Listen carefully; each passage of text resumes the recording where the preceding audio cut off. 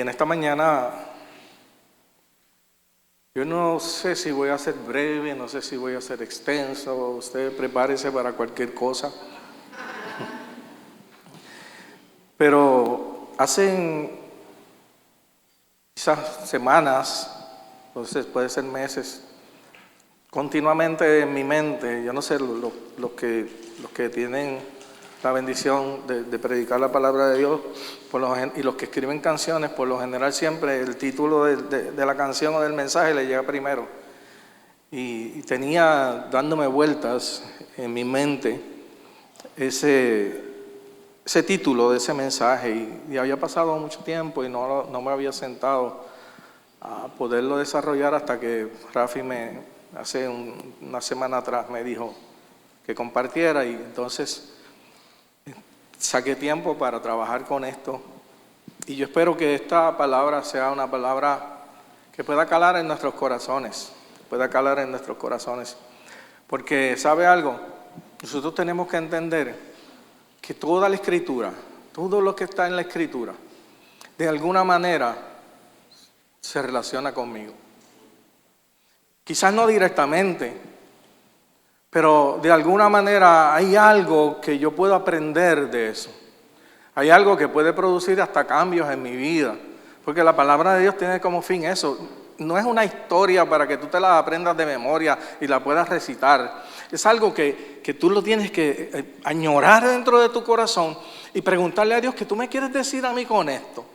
Porque una historia de las que vamos a compartir hoy, que es una historia un poco trágica, ¿qué yo puedo sacar? ¿Qué provecho? ¿O qué tú quieres decirme a través de esa historia? Y sabe que para el año 1987, yo tenía 18 años,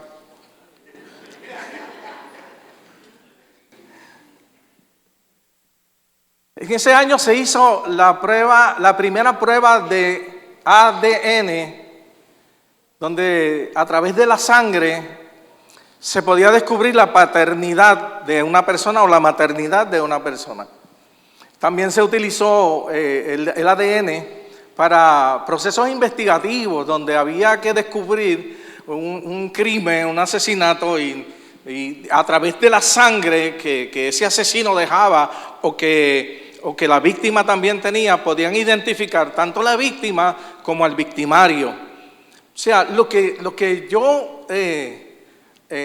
la conclusión que yo llego con relación a esto es que, de alguna manera, lo que nosotros podemos aprender de esto es que hay una voz que grita dentro de ti. Dentro de esa sangre que corre por tus venas, hay una voz que grita. Hay una palabra que sube al cielo y declara tu queja delante de Dios. Y eso fue lo que pasó en esta historia. Yo quiero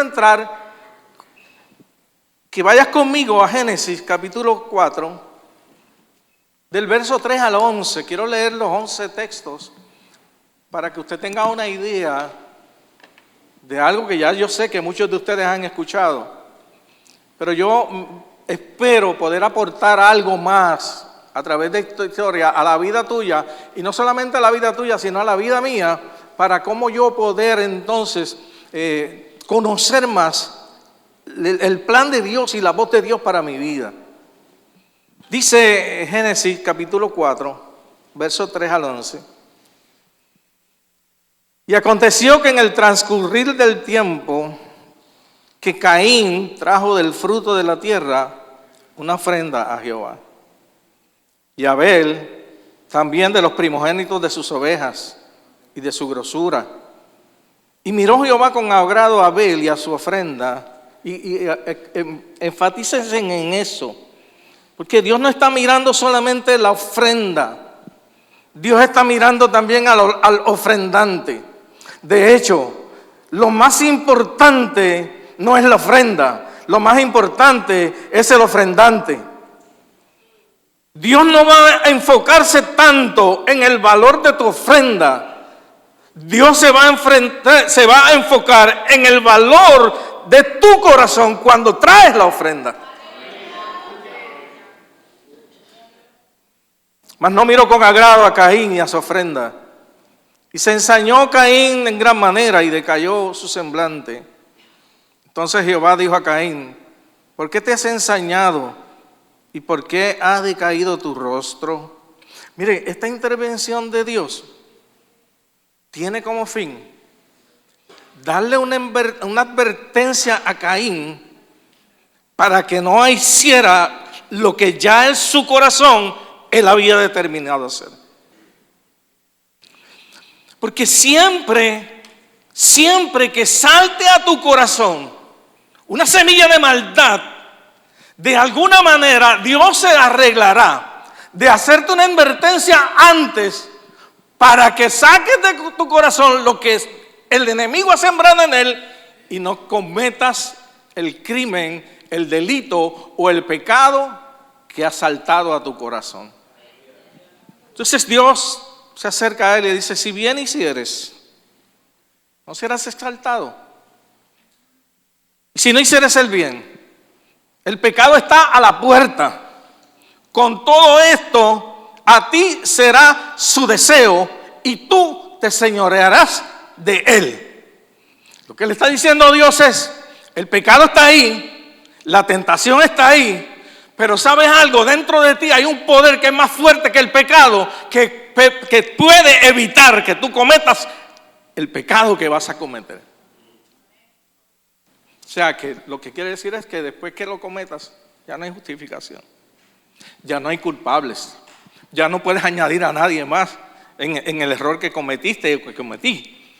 Ahora eres tú solamente. David aprendió eso. Por eso era que David, cuando en el Salmo 51 se acerca a Dios y le dice: contra ti yo solo he pecado, yo solo, no hay más nadie.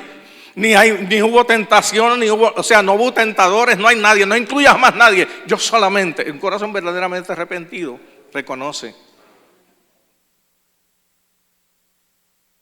Y habló Caín a su hermano Abel, y aconteció que estando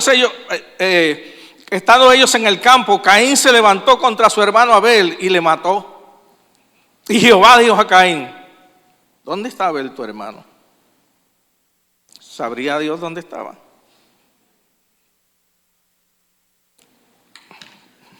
Miren esto, lo que yo veo aquí.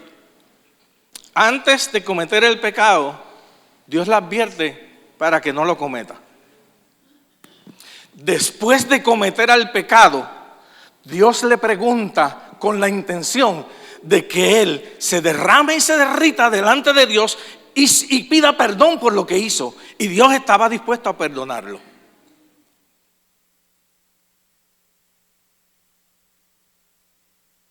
Dios le está abriendo una oportunidad a través de esta pregunta: ¿dónde estaba tu hermano? Y él respondió: no sé. ¿Acaso soy yo guarda de mi hermano? Y él le dijo: ¿qué has hecho? La voz de la sangre de tu hermano clama a mí desde la tierra. Ahora pues, maldito seas tú de la tierra que abrió su boca para recibir de tu mano la sangre de tu hermano.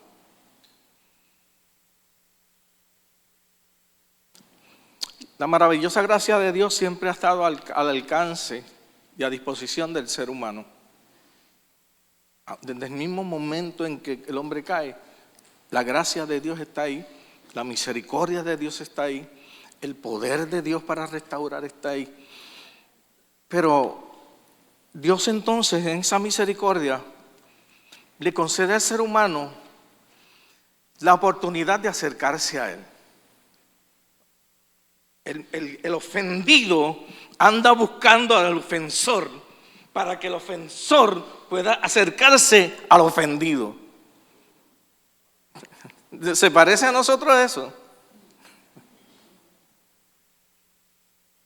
Le concede al ser humano la oportunidad de acercarse a Él a través del culto, la ofrenda, el agradecimiento, el reconocimiento a Dios como el único Dios soberano, la adoración, etcétera, los sacrificios, etcétera, etcétera, etcétera. Pero ¿sabes qué pasó? Que aún con todo y con eso, la soberbia, la obstinación y el corazón no arrepentido de un hombre avanzó la degradación total de una generación. Porque el acercarse a Dios, aunque en ese momento no había un sacrificio perfecto que borrara y quitara todo el pecado, el acercarse a Dios a través de la ofrenda, acercarse a Dios a través de la adoración, acercarse a Dios a través del arrepentimiento y de reconocer quiénes somos ante la presencia de Dios, lo que hacía era que aplacaba la ira de Dios por el pecado del hombre. Y cuando eso sucedía, la degradación y la corrupción del hombre se estancaba. Por eso es que la palabra de Dios tiene el poder, y a ti y a mí nos dieron el poder de ser sal de la tierra. ¿Y cuál era la intención?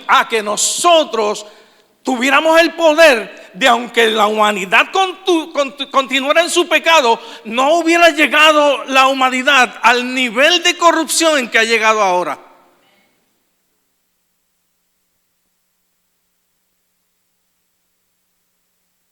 Así que se oyen muchos comentaristas, gente que comentan acerca de la ofrenda de Caín y Abel. ¿Y cuáles fueron las razones que Dios utilizó o que Dios tenía para haber rechazado una y aceptado la otra? Y alguien dice, bueno, la de Abel era que ofrecía derramamiento de sangre. Que Abel era pastor de ovejas y sacrificó un cordero. De hecho, la palabra expresa la calidad de la ofrenda de Abel, porque no podemos menospreciar tampoco la calidad de la ofrenda. La Biblia dice que Abel escogió de lo mejor, escogió de lo más gordo, escogió de lo más saludable para ofrecérselo a Dios. Y Caín, pues obviamente tenía que ofrecer lo que él tenía, que era el fruto del trabajo de la tierra que él realizaba continuamente. Ahí no había ningún problema. Dios no tenía problema ni con una ofrenda ni con la otra.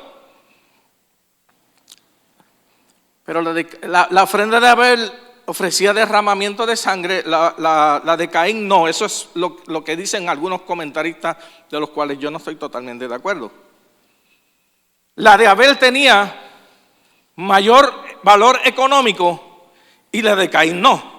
Y aunque eso era una verdad, posiblemente esa tampoco era la razón por la cual Dios desprecia la ofrenda de Abel.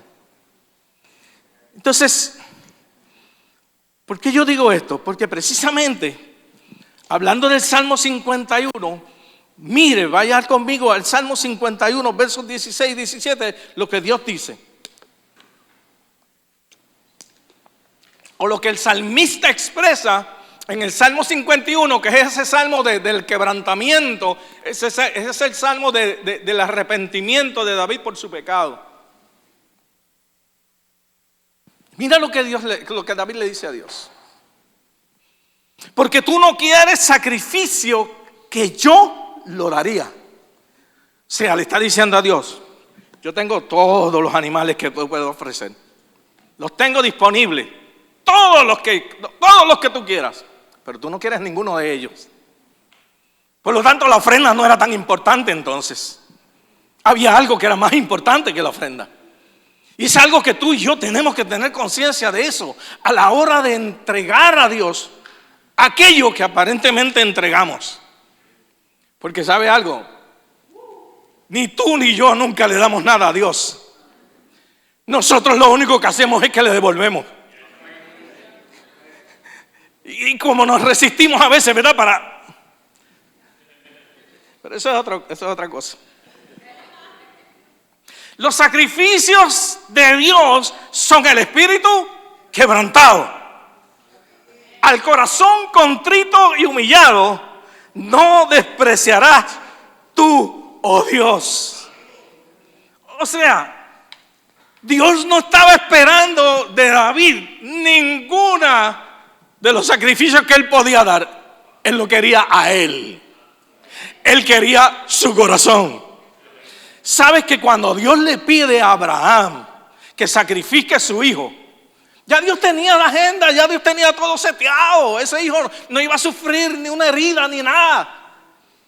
Era la prueba en la cual Dios estaba sometiendo a Abraham. No para Dios conocer a Abraham porque ya él lo conocía, sino para que Abraham mismo descubriera lo que había dentro de su corazón y cuán dispuesto estaba él a darlo todo por el Dios a quien amaba. Por lo tanto, él no quería a Isaac, él quería a Abraham. Cuando Dios te pide algo a ti, a Él no le interesa lo que te pide. A Él le interesa tú.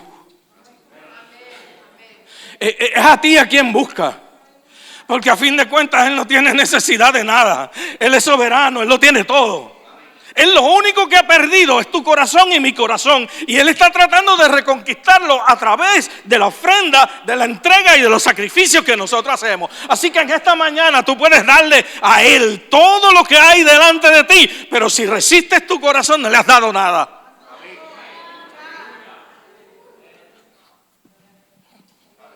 Y como digo siempre, no tengo coraje, estoy bien.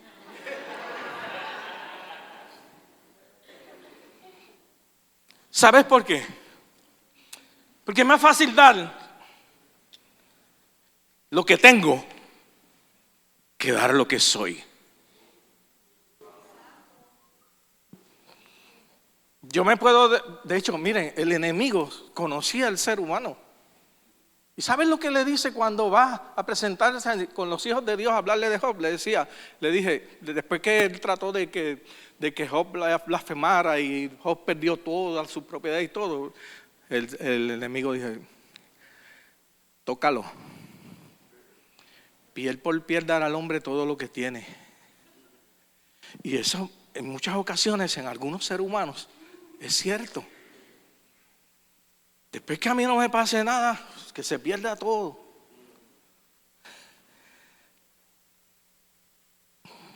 ¿Sabes qué? La ofrenda que Dios te pide no es otra cosa que el vehículo que transporta las intenciones de tu corazón.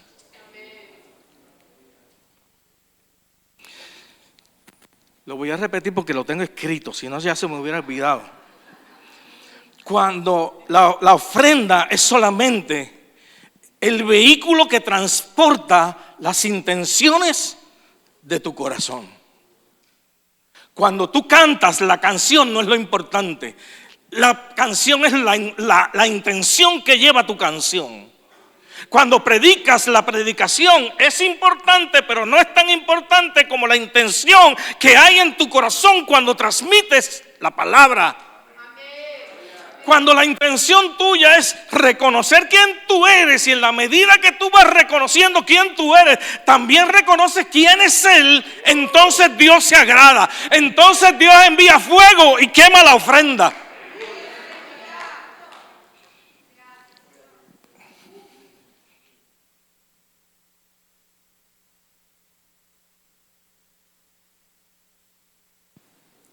Cuando el corazón no es correcto, todo lo que sale de él, aun aquello que parece bueno, tendrá un fin malo. Sí, porque muchas veces hacemos acciones que la gente ve. Y la gente nos juzga por nuestras acciones exteriores. Pero Dios está continuamente mirando mi interior. Pero Dios está continuamente mirando cuál es la intención de mi corazón. Usted sabe que hay un caso que no creo que se haya repetido más en el tiempo de la gracia, pero pasó en el tiempo de la gracia, cuando aquella pareja que ofreció lo que nadie le había pedido, porque quiso entrar en la competencia para no sentirse alejado de todos aquellos que también estaban dando. Ellos querían también ser parte, pero como ellos no estaban dispuestos, realmente la intención de su corazón no era la correcta. Cuando se dieron cuenta que lo que tenían que dar era mucho, dijeron, es mucho lo que hay que dar. Es mucho lo que me están pidiendo. Nada, vamos a decir que esto costó tanto. Y le decimos a Pedro, pues esto fue tanto y se acabó. Pero no era Pedro a quien le estaba engañando. No era Pedro, era el Espíritu Santo. Y ya usted sabe la historia, usted sabe lo que sucedió con Ananías y Zafira. Así que, entonces, llegamos a la conclusión de que Dios rechaza la ofrenda de Caín por las malas intenciones de su corazón. Acepta la ofrenda de Abel por el contenido profundo que tenía el corazón de Abel. Pídele a Dios en esta mañana el corazón de Abel. Pídele a Dios el corazón de Abel en esta mañana. Dice Hebreos 11:4. Por la fe, Abel ofreció a Dios más excelente sacrificio que Caín, por lo cual alcanzó testimonio de que era justo. O sea, lo que había en su interior, que nadie podía ver, Dios lo había visto y Dios sabía que había justicia en la ofrenda de él. Dando Dios testimonio de sus ofrendas y muerto, aún habla por ellas. Por eso fue que en esta mañana yo le titulé a esta palabra el clamor de la sangre. El clamor de la sangre o el grito de la sangre. Porque la ofrenda de Caín, o sea, la ofrenda de Abel era la ofrenda del quebrantamiento. Era la ofrenda del corazón dolido por las ofensas de él hacia su Dios. Era la ofrenda quizás aún por sus propios padres, porque habían sido los que habrían abierto la puerta del pecado para que el pecado también los alcanzara a ellos. Era la ofrenda que reconocía una gracia inmerecida. Porque Dios nos da a nosotros el privilegio de hacernos sentir que nosotros le damos algo a Él, cuando Él sabe que nosotros no tenemos nada que darle. Pero es como la canción que dice que Dios se hace el débil y nos deja ganar. Sabe que Dios te deja ganar. Sabe que Dios te deja sentir a ti que cuando tú vienes a ofrecerle algo a Él, tú le estás dando algo a Él. Dios no necesita nada de ti ni de mí. Pero sí hay algo que a Él le interesa. Es un corazón contrito, humillado y quebrantado. Es reconocer que si nosotros hoy no somos los mismos de antes, es porque una gracia inmerecida nos alcanzó. Es porque un favor de Dios que no merecíamos nos alcanzó. Es que si hoy somos lo que somos, no fue porque queríamos ser lo que somos hoy. Es porque su gracia nos cambió y nos transformó. Y hoy somos lo que somos por su gracia y su misericordia. Eso es lo que Él busca, que tú y yo reconozcamos.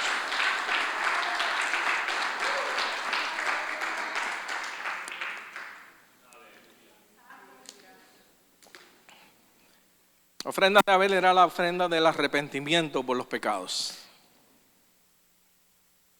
Arrepentimiento por los pecados. La ofrenda de Caín era la ofrenda que estaba basada en el legalismo. La ofrenda de Caín era la que estaba fundamentada en el legalismo. Era la ofrenda del pago por su justificación. Yo te doy por pecados que yo tengo para darte y comprarte por los pecados. Me merezco el cielo. A veces en los funerales mucha gente, yo escucho vuela alto y todo ese tipo de cosas y está ya en la... ¿Por qué fue bueno? ¿Por qué fue esto? ¿Por qué fue aquello? Mire, cuando yo le voy a dar una encomienda a ustedes, porque yo sé que yo me voy a morir primero que muchos de ustedes. Gelo, yo me voy a morir primero que tú, soy más viejo que tú. Cuando ustedes me vayan a despedir el duelo, digan todo lo malo que yo era. Digan todas las cosas malas que yo hice, porque en la medida que mi maldad es resaltada, su justicia cada día es mayor. Claro, no haga eso porque mi familia va a sufrir. Pero era relajando. Ya que tú estabas afilando los dientes. La ofrenda de Caín era la ofrenda por la justificación, por el pago por su justicia. Era la ofrenda de la soberbia y de la envidia. Es que yo quería ir delante de Dios y impresionarte con una mejor ofrenda que mi hermano. Y posiblemente, en valor económico, posiblemente, no estoy totalmente convencido de eso, pero posiblemente en valor económico la ofrenda de Caín valía más. Pero el corazón de Abel le dio el valor que la ofrenda necesitaba y superó la de Caín. Aleluya. Era la ofrenda que sacó a la luz. Porque ¿sabe algo? Muchas veces tus buenas acciones pueden sacar a luz las verdaderas intenciones de tu corazón.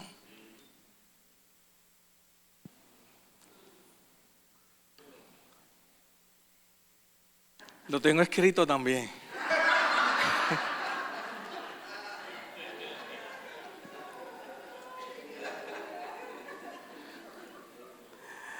Lo que pasa es que no lo consigo donde está.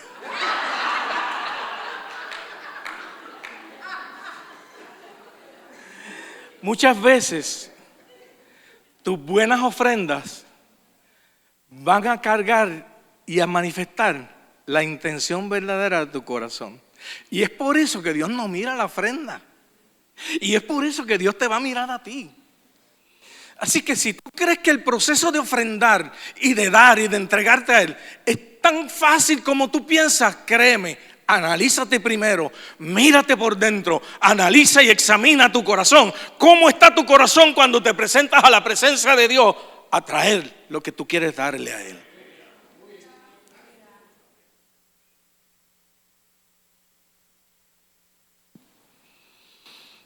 Era la ofrenda que sacó a la luz al asesino en potencia que había en su corazón. Y que aún Dios mismo trató y no pudo persuadirlo. Porque lo que hay en tu vida no es que te asalten sentimientos negativos. Lo malo de tu vida no es que te asalte a tu corazón una tentación de hacer algo malo. Lo malo de tu vida es que aún sabiendo lo que ya sabes por la palabra de Dios y lo que ya Dios te ha dicho y lo que Dios te está diciendo en el momento antes de hacerlo, continúes con la obstinación de hacerlo y persistir en hacerlo.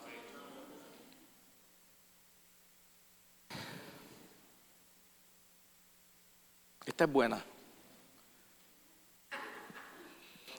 Era la ofrenda del trueque. Tú me das, yo te doy para que tú me des. Y yo voy a decir algo y me responsabilizo. Tenga cuidado con los llamados pactos. Tenga cuidado con traerle a Dios una ofrenda para que Dios sane a tu hijo. Ten cuidado con tratar de comprar a Dios. Dios tiene un fin, hay una voluntad que está por encima aún de tus propios deseos. Y Él la establecerá a pesar tuyo y a pesar mío. No hay nada que tú puedas pagar para el favor de Dios. Todo favor que Dios hace a la vida tuya tiene la sazón de la misericordia y de la bondad maravillosa de un Dios poderoso y grande.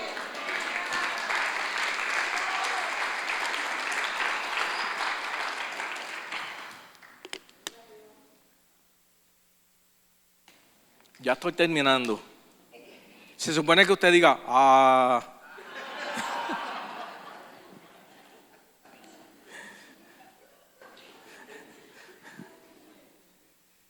Lo que él no sabía,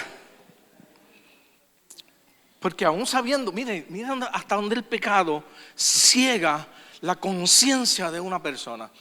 Dios habla con él, Dios le advierte, Dios está al tanto de lo que él va a hacer antes de que lo haga. Dios le da la oportunidad que se arrepienta, y con todo y con eso él se esconde y va a matar a Abel en un lugar secreto pensando que nadie lo sabía.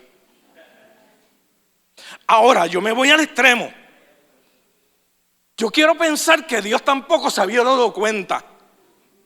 Yo quiero pensar que Dios no se dio cuenta ni sabía lo que estaba pasando. Lo que Caín no sabía era que dentro de Abel corría una sangre que tenía voz. Corría una sangre que gritaba. Y aunque quizás no, porque Dios lo sabía, pero pensemos que Dios no lo sabía. De momento, la voz de la sangre de Abel sube como un grito hasta la presencia de Dios, pidiendo justicia y pidiendo venganza. No hay manera. Por eso es que la Biblia dice que no hay nada oculto que tarde o temprano no salga a la luz.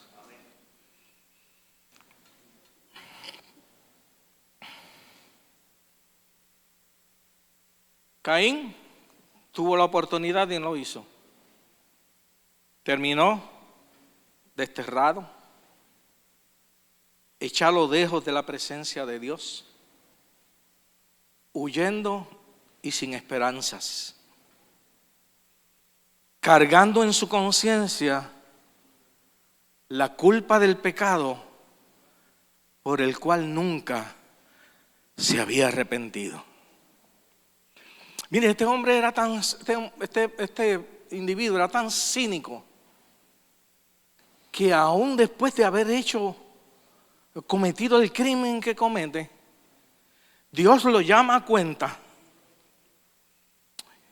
Y después que Dios le da toda la sentencia que merece, la sentencia merecida, le dice a Dios: grande es mi culpa para yo tener que pagar toda la condenación tuya. Y esto se me parece a mí, a la historia de este muchacho que se levanta en contra de sus padres, le quita la vida a sus padres. Y cuando él va a juicio y el juez lo va a sentenciar, el juez le dice: ¿tiene algunas palabras que decir? Sí, señor juez, tenga compasión de mí porque yo soy huérfano.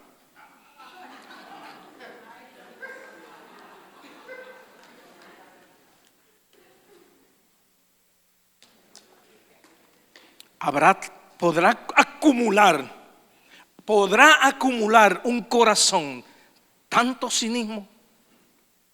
¿Tendrá espacio para acumular tanto?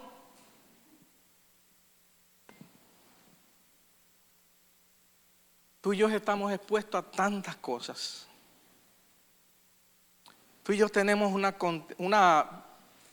Dios nos trajo a una comisión. Nos juntó a todos en una misma casa. Nos llamó de diferentes lugares. Somos gente con diferentes tipos de pensamiento. Somos gente que muchas veces las actitudes de mi hermano no son agradables a mí. Eso pasa. Yo sé que yo le caigo mal a algunos de ustedes, yo lo sé. Pero ¿sabe algo?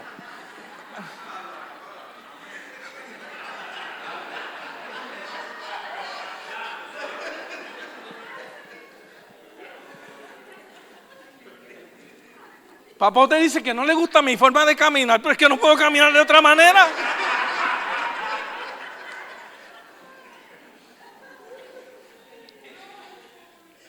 Y Dios, con toda la intención trajo tanta gente imperfecta para que juntos estuviéramos. Porque ¿sabe algo? Es en la imperfección donde el amor verdaderamente se manifiesta. ¿Sabes que un carro no se mueve si no tiene una batería que tiene polo positivo y polo negativo?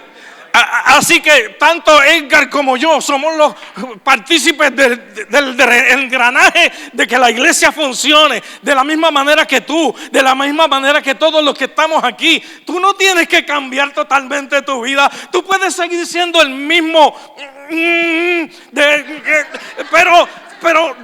Pero el que está a tu lado, yo te tengo que amar, yo tengo que cuidarte porque tú eres mi hermano. Te lavaron con la misma sangre.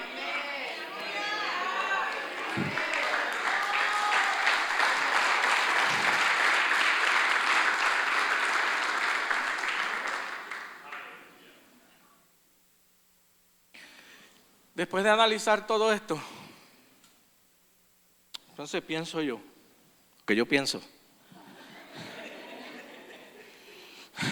cuán grande tragedia tú y yo viviríamos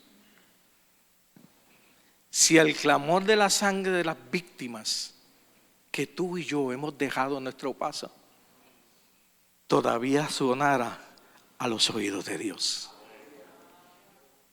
Lo repito, lo tengo escrito.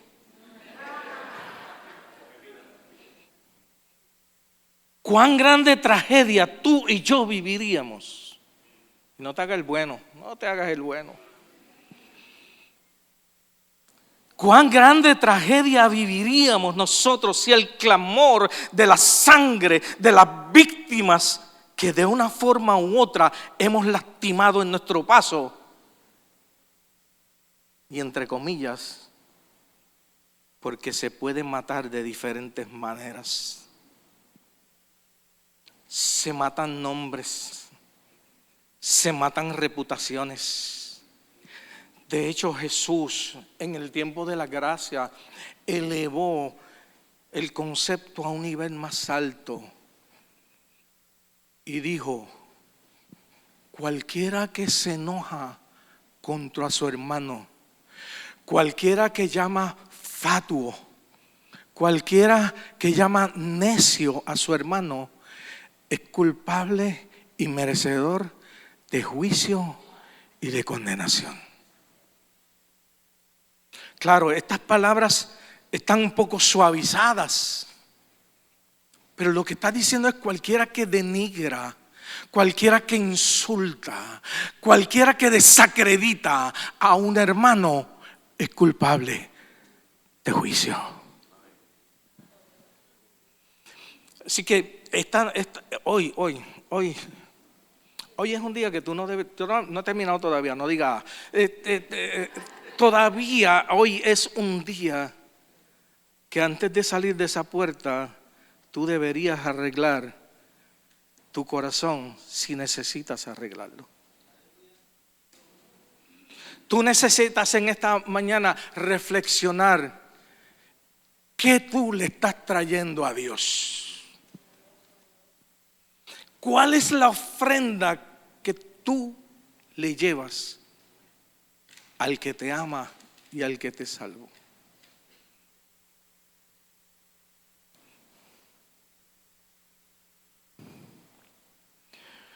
Pero ¿sabe?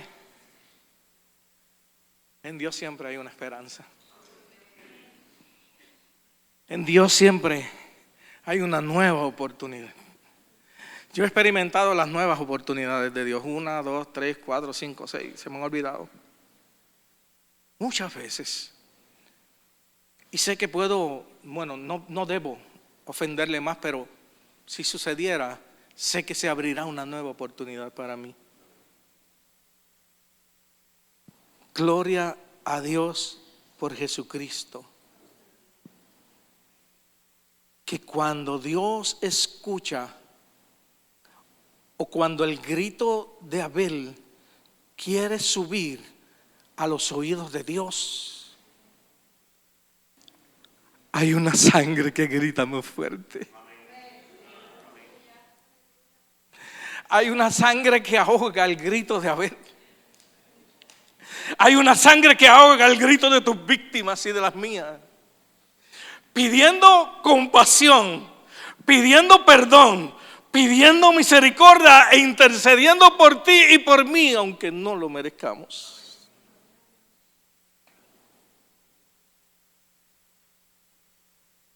La sangre de Abel clama por venganza. La sangre de Jesús clama por perdón. La sangre de Abel clama por retribución. La sangre de Jesús clama por piedad.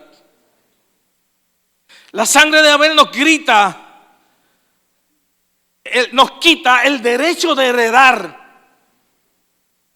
La sangre de Abel nos hace herederos del reino de los cielos. La sangre de Abel nos hace esclavos de la culpa. La sangre de Jesús purifica nuestra conciencia. La sangre de Abel nos hace enemigos de Dios. La sangre de Jesús nos reconcilia con Él. La sangre de Abel nos condena perpetuamente al pecado. La sangre de Jesús nos limpia de todo pecado. La sangre de Abel, que salpicó sobre la vida de Caín, dejó una huella de condenación por la eternidad en su asesino.